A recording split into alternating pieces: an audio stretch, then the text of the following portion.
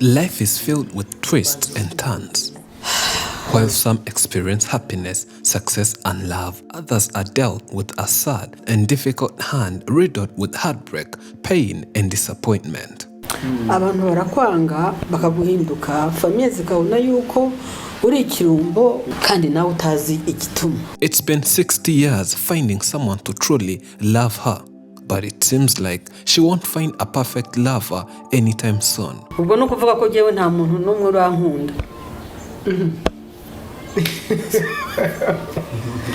Muri iyi myaka yose nta muntu numwe urankunda, iyo ngira unkunda tuba twarabanye cyangwa kambwira ati naragukunze. Ariko urumva ko nabo nakekaga ko bankundaga ntabwo bankundaga. But why is it that no one wants to fall in love with her? Is she less attractive? How is that possible, yet she has some money, living a good life with a nice car? Twarabanye tubana nyine kajya agenda agaruka ariko je numva ko twabanye hafi nk'imyaka 4 kubera ko twatinze tukanabyarana n'uwo mwana, ariko nyuma biza kuvamwo ajya muri Canada. Ariko nkabanze ko igihe cyose tuzabonanira ko rwose nta kibazo, ariko nawe natangaye ambwira ko rutari urukundo rwo kuva ko twabana.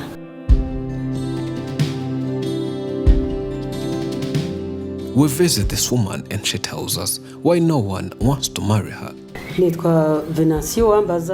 I was born in a period where there were some revolts. My parents later fled when I was a young child. We went to Burundi. We continued to DRC, and in the mid-60s, I started going to school, but we still had the refugee status.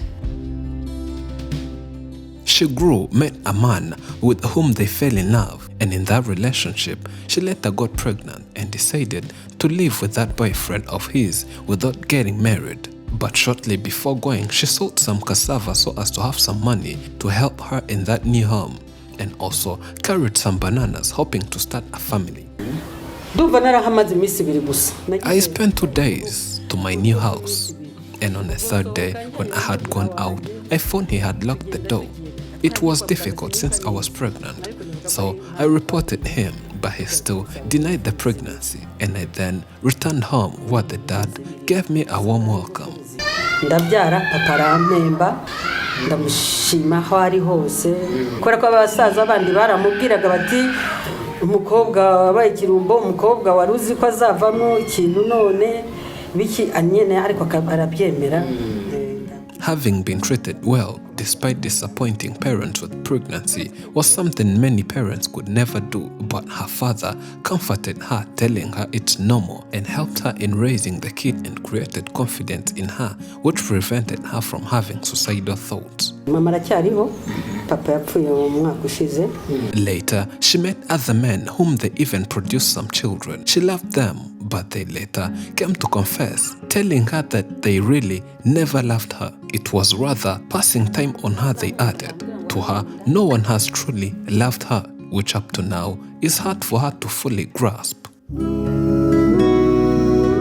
Hari nk'abantu bakwitwaga bakagupangira bakaguhodeshereza bakakugaburira bakakugurira n'umwenda bakagutungira umwana ukagira ngo murakundana. Hari nk'umwe wahise ajya mu Bushinwa ajya kwiga, ngeze muri Amerika twarabonanye arambwira ngo ahubwo biramutangaza kumva jewe nkimukunda, ngo we ntabwo yari muri ubwo kwari kwa kundi pastime. Ndavuga nti noneho birakomeye, umuntu nakunze nkanagira ngo nukubera amashuri kumbe nta kantu kari karimo. Nisibira niki nibibazo. I met the kind of people who were strange. We would date, but at the end, I would find out it was one-sided love or one-sided relationship. Even those whom we had kids together never loved me to the extent of marrying me. Of all what happened to her, what hurts her the most is that she thinks she got HIV a long time ago, around the 80s, before she was born again. And that has been a major setback to her life, mainly the romantic side. Ndakeka ko nanduye sida muri 1992. There is a girl who tested HIV positive back in 1992 and was shared husbands, and later found out HIV positive in 1997, so that affected my relationship because whenever I met a man later, being HIV positive has always been a red flag to whoever man who approached me and wanted to marry me.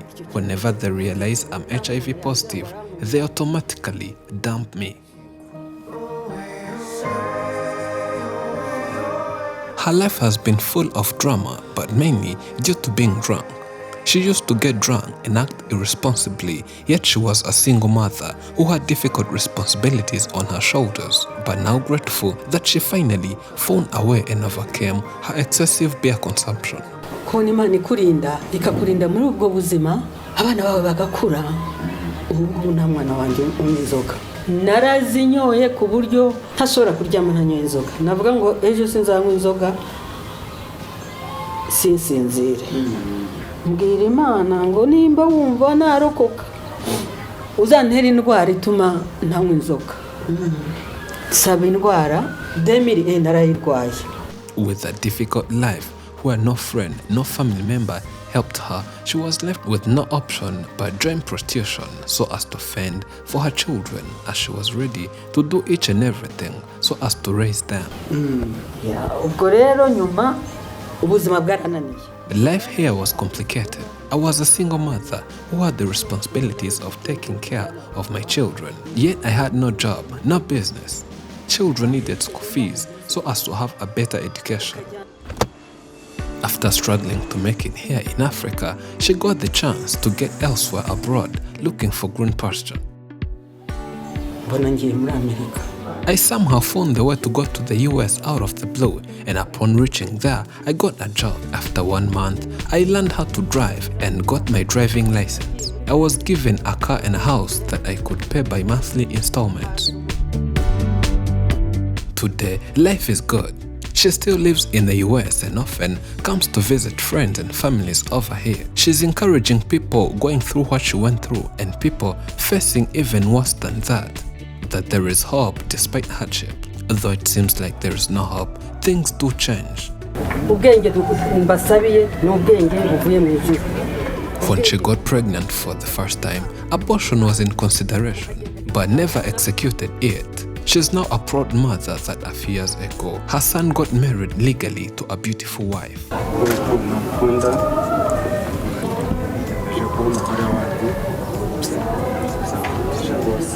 The wedding made her proud as a mother who was at one point forced to abort but never carried out. Now, the boy grew and became a man, and that is the reason she wants everyone not to ever think of such a thing as abortion, that despite the challenges, children are always blessings in one way or the other.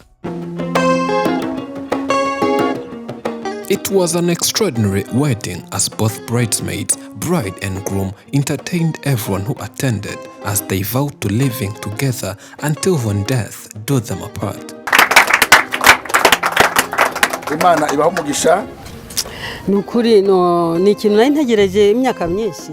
had waited to see such a beautiful day for quite a very long time, and whenever I attended other people's weddings, I would wonder if the same wedding would ever happen to my children, for it required a lot. But of course, the financial means, and today me and other parents were proud of my boy.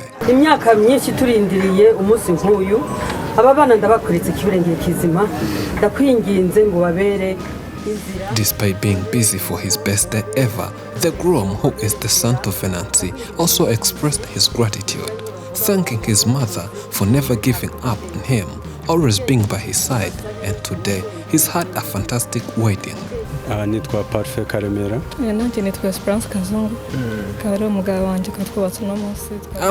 that everything was good. We really had a fantastic day, and I was happy coming back to my home country, showing my beautiful wife to my family. We thank God for blessing us.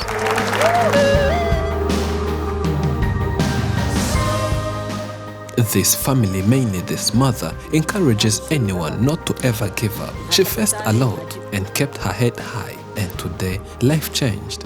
Shetani ntarimo aravuga ati wabyara abana 4 wabyara abana 10 wababyara diferama abo bana ni Imana yo ifite ukuntu yavuze ngo uzabyarana na naka. Thank you for watching. I'm Elijah and this is Afrimax English. Remember to subscribe.